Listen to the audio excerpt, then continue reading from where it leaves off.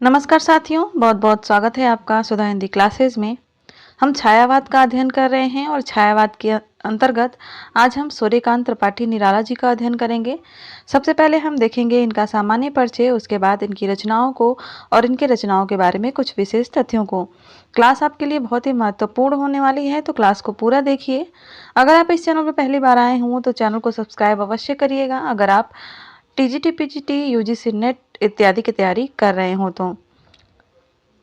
सबसे पहले बात करते हैं इनके जन्म की। तो इनका जन्म हुआ था 1896 ईस्वी में महिसादल, बंगाल में।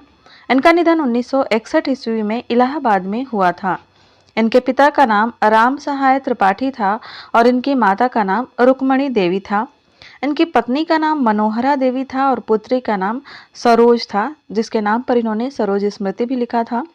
इनके बचपन का नाम सूर्य कुमार था। यहाँ से भी प्रश्न बन सकता है, इसको ध्यान दीजिएगा आप लोग।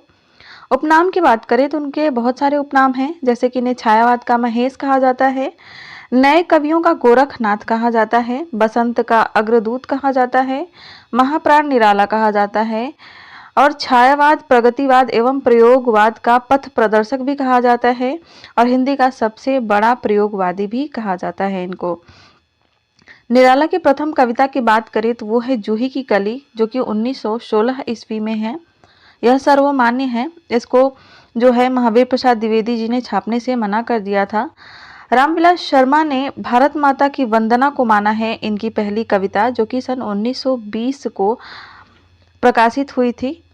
अंतिम कविता की बात करें तो इनकी अंतिम कविता है पत्रोत्कंठित जीवन का विष बुझा हुआ है। प्रथम काव्य संग्रह इनका है अनामिका, 1923 ईस्वी में और अंतिम काव्य संग्रह इनका है सांध्य काकली, जो कि 1969 ईस्वी में है।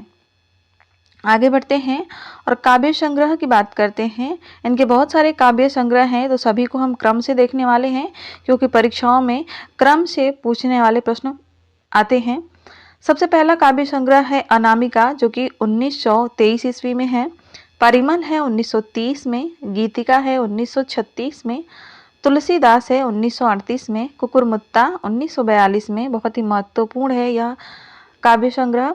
अड़िमा है 1943 ईस्वी में, बेला है 1946 ईस्वी में, नए पत्ते भी 1946 में ही है, अर्चना 1950 ईस्वी में है, आराधना 1953 ईस्वी में है, गीत गुंज 1954 में और सांध्य काकली 1969 में। सबसे पहले बात करते हैं अनामिका की।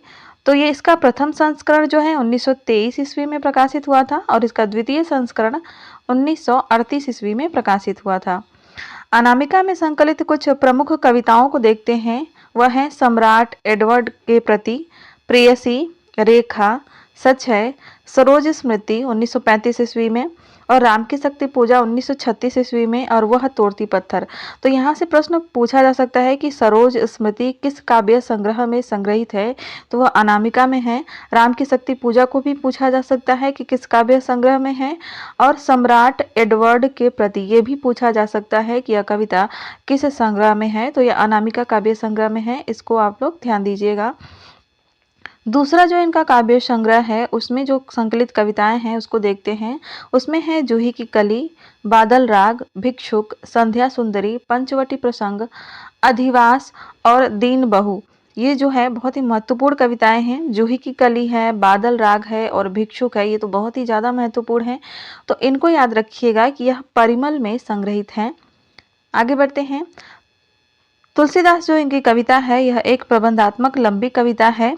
इसमें कुल 101 छंद हैं और इसका प्रथम प्रकाशन सुधा पत्रिका में 5 अंकों में 1935 ईस्वी में हुआ था और एक पुस्तक के रूप में इसका प्रकाशन 1938 में हुआ था। आगे बात करते हैं राम की शक्ति पूजा की। तो यह 1936 में प्रकाशित हुई थी। यह भी एक प्रबंधात्मक लंबी कविता है और यह शक्ति छंद में रचित है। तो यहाँ से प्रश्न बन सकता है कि राम की शक्ति पूजा का छंद कौन सा है, तो शक्ति छंद है। बांग्ला भाषा के कृत्तिवास रामायण पर यह आधारित है और इसमें पौरुष एवं कर्म का संदेश दिया गया है। तो यह भी आपके लिए बहुत ही महत्वपूर्ण रचना है। बात करते हैं कुकुरमुत्ता की, तो यह भी एक प्रबंधात्मक लंबी कविता है। इसका पूर्वार्ध भाग हंस पत्रिका में 1941 में प्रकाशित हुआ था और एक पुस्तक के रूप में इसका प्रकाशन 1942 ईस्वी में हुआ था। इसमें जो संकलित कविताएं हैं वह है खेल, स्फटिक शिला, प्रेम संगीत, गर्म पकौड़ी, रानी और कानी, मास्को डायलॉग्स। ये जो है प्रगतिवादी कविता है। आगे बढ़ते हैं। यह एक प्रतीकात्मक कविता भी है क्योंकि कुकुरमुत्ता जो है वह शोषित वर्ग एवं गुलाब जो है पूंजीपति वर्ग का प्रतीक इसमें है। तो प्रतीकों से यहाँ से प्रश्न पूछा जाता है कि कुकुरमुत्ता किस वर्ग का प्रतीक है या गुलाब किस वर्ग का प्रतीक है, तो इसको भी आप लोग ध्यान दीजिएगा। प्रभाकर माचवेर ने कुकुरमुत्ता को निराला की कविता का प्रस्थान बिंदु कहा है। तो यहाँ से भी प्रश्न बन सकता है कि किसने कहा है कुकुरमुत्ता को निराला की कविता का प्रस्थान बिंदु। नंदकिशोर नवल ने इस संपूर्ण हिंदी साहित्य का प्रस्थान बिंदु इसे कहा है, यानी कुकुरमुत्ता को कहा है। अब बात करते हैं अड़िमा की, तो इसमें जो महत्वपूर्ण कविताएं हैं वह है मैं अकेला, स्नेह निर्झर बह गया, ये बहुत ही महत्वपूर्ण है। गहन है अंधकार, बादल छाए पर न आए और दलित जन पर करो करुणा, ये कविताएं इसमें संकलित हैं अड़िमा में।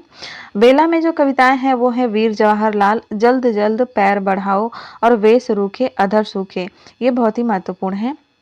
आगे बढ़ते हैं और इनकी कहानी संग्रह को देखते हैं। कहानी संग्रह है इनका लिली 1933 ईस्वी, सखी 1935 ईस्वी और सुकुल की बीबी 1941 ईस्वी। सुकुल की बीबी का परिवर्धित रूप 1945 में चतुरी चमार के नाम से प्रकाशित हुआ था और अंतिम जो इनका कहानी संग्रह है वह देवी 1948 ईस्वी में। बात करते हैं इनके उपन्यासों की, तो इनके उपन्यास बहुत ही महत्वपूर्ण हैं। अप्सरा है 1931 ईस्वी, अलका है 1933 ईस्वी, प्रभावती 1936 ईस्वी, निरूपमा 1936 ईस्वी, चमेली 1941 ईस्वी में है, चोटी की पकड़ 1944 में, काले कारनामे जो कि अपूर्ण रह गया था और इंदुलेखा भी अपूर्ण रह गया था उपन्यास। निबंधों की बात करते हैं तो इनके निबंध संग्रह है प्रबंध पद्म 1934 ईस्वी में है, प्रबंध प्रतिमा 1940 में है, चाबुक 1951 में, चयन 1957 में और संग्रह 1967 में। ध्यान दीजिएगा चाबुक पूछा जा चुका है और प्रबंध प्रतिमा भी पूछा जा चुका है, तो इनको आप लोग नोट कर लीजिएगा। आलोचनात्मक रचनाओं की बात करें तो आलोचनात्मक रचनाएं हैं रविंद्र कविता कानन, ये पूछा जा चुका है 1928 में है। पंत और पल्लव, ये सभी जो है बहुत ही महत्वपूर्ण है। पंत और पल्लव के दो संस्करण हैं, प्रथम संस्करण 1928 में और द्वितीय संस्करण 1949 में। आगे बढ़ते हैं और इनके कथात्मक रेखा चित्र की बात करते हैं। कथात्मक रेखा चित्र है बिल्लेसुर बकरिया 1941 में और पूछा जा चुका है। कुल्ली भाट भी पूछा जा चुका है 1939 में।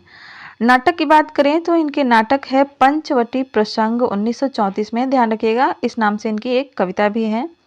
संपादित पत्रों की बात करें तो उन्होंने मतवाला का, समन्वय का और रंगीला का संपादन कार्य किया था। इनके बारे में कुछ विशेष तथ्यों को देखते हैं, जैसे कि जूही की कली का रचना काल 1916 है और यह कविता 22 दिसंबर 1923 में मतवाला के 18वें अंक में प्रकाशित हुई थी। भिक्षुक कविता 17 नवंबर 1923 ईस्वी को मतवाला में प्रकाशित हुई थी और संध्या सुंदरी 24 नवंबर 1923 को मतवाला में प्रकाशित हुई थी।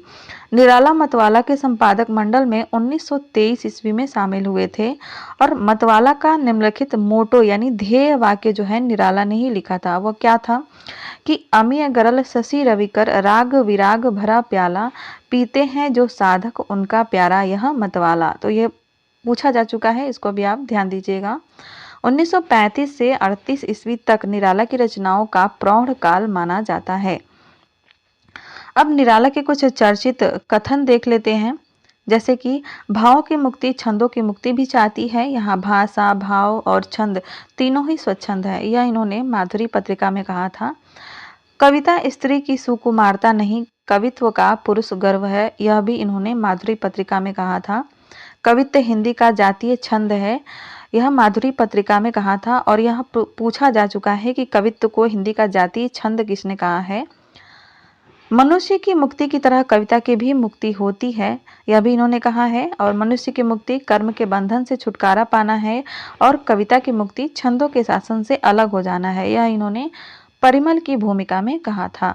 आगे बढ़ते हैं और इनके संबंध में आलोचकों के मत देखते हैं। आचार्य शुक्ल इनके बारे में कहते हैं कि निराला में बहुस्पर्शनी प्रतिभा है। अगला जो कथन है वो दूधनाथ सिंह का है। ये कहते हैं कि कुकुरमुत्ता काव्य अभिजात्य से मुक्ति का प्रयास है। शुक्ल जी इनके बारे में कहते हैं कि संगीत को काव्य और काव्य को संगीत के अधिक निकट लाने का सबसे अधिक प्रयास निराला जी ने किया है। द्वारका प्रसाद सक्सेना कहते हैं कि निराला आधुनिक हिंदी भाषा के डिक्टेटर थे। वहीं रामविलास शर्मा का कथन है इनके बारे में, कहते हैं कि निराला ओज एवं औदात्य के कवि थे। क्लास अच्छी लग रही हो तो क्लास को लाइक करिएगा, चैनल को सब्सक्राइब करिएगा और अपने दोस्तों के साथ शेयर करना मत भूलिएगा। जरूर से जरूर शेयर कर दीजिएगा। नंद दुलारी वाजपेयी इनके बारे में कहते हैं कि निराला शताब्दी के कवि हैं। वहीं डॉक्टर नामवर सिंह इनके बारे में कहते हैं कि निराला का काव्य शताब्दी का काव्य है। आधुनिक युग के सर्वाधिक मौलिक क्षमता से संपन्न कवि निराला ही हैं। यह कथन है नंद दुलारे वाजपेयी का। कुछ और विशेष तथ्यों को देखते हैं, जैसे कि निराला की समस्त रचनाओं का प्रकाशन निराला रचनावली के नाम से 8 खंडों में प्रकाशित हो चुका है और निराला रचनावली के 8वें खंड में निराला के 197 पत्र भी संकलित हैं। भक्त ध्रुव, प्रहलाद, भीष्म, महाराणा प्रताप निराला की बाल साहित्य से संबंधित रचनाएं हैं। प्रभा पत्रिका में बालकृष्ण शर्मा नवीन ने भावों की भिड़ंत लेख लिखकर यह सिद्ध करने का प्रयास किया कि निराला की अधिकांश कविताएं रविंद्रनाथ टैगोर की कविताओं का भावानुवाद है। निराला पर आलोचनात्मक रचनाएं जो लिखी गई हैं वह हैं निराला की साहित्य साधना, जिसके 3 भाग हैं। 1969 में, 1972 में और 1976 में, जो कि रामविलास शर्मा ने लिखी, और प्रथम भाग के लिए इनको 1970 में साहित्य अकादमी पुरस्कार भी मिला था। अब बात करते हैं निराला की कुछ चर्चित पंक्तियों की। सबसे पहले हम तुलसीदास रचना से देखेंगे। पहली पंक्ति है, वह उस शाखा का वन विहग उड़ गया मुक्त नभ निस्तरंग, जिस कलिका में कवि रहा बंद वह आज उसी में खुली मंद। अगर धुंधला दिखाई दे रहा हो तो अपने वीडियो की क्वालिटी को थोड़ा सा बढ़ा लीजिएगा। करना होगा यह तिमिर पार, देखना सत्य का मिहिर द्वार, देश काल के सत्य में विधिकर, यह जागा कवि अशेष छविधर। तो यह पंक्तियां जो थी वह तुलसीदास कविता से थी। अब हम राम की शक्ति पूजा से कुछ पंक्तियों को देखते हैं, जैसे कि शक्ति की करो मौलिक कल्पना। ये भी जो है बहुत ही महत्वपूर्ण पंक्तियां हैं। दिग जीवन को जो पाता ही आया विरोध, यह परीक्षा में पूछी जा चुकी है, यूजीसी के नेट की परीक्षा में। अधिक साधन जिनके लिए किया सदा ही शोध। सरोज स्मृति से तो बहुत ही महत्वपूर्ण पंक्तियां हैं। दुखी जीवन की कथा रही, क्या कहूँ आज जो नहीं कही। अगली जो पंक्ति है वह अड़िमा से है, जैसे कि स्नेह निर्झर बह गया, रेत ज्योतन रह गया, दिए हैं जगत को मैंने फूल फल, मैं अलक्षित हूँ यही कवि कह गया है। तो यह थी आज की क्लास। आज की क्लास में बस इतना ही। जाते जाते मैं आपको एक बार फिर से कहूँगी कि क्लास अच्छी लगे तो लाइक ज़रूर करिएगा और अपने दोस्तों के साथ भी शेयर करिएगा।